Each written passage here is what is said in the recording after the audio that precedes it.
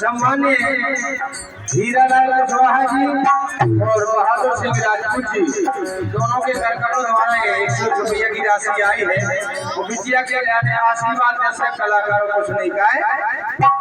चोके चोक जिए या बिटिया चोकी चोक जिए अरे चोके चोक जिए या बिटिया चोकी चोक जिए आशीर्वाद हमारो बिटिया चोके चोक जिए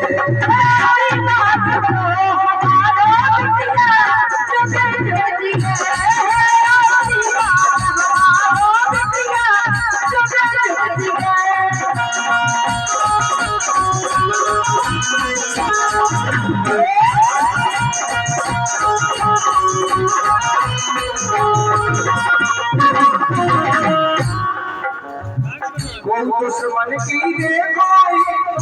नजर नहीं लग जाए दुश्मन की नजर नहीं लग जाए आज जगत नए खिलावे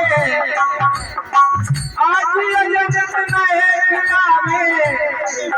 और नाम अमर हो जावे कैसे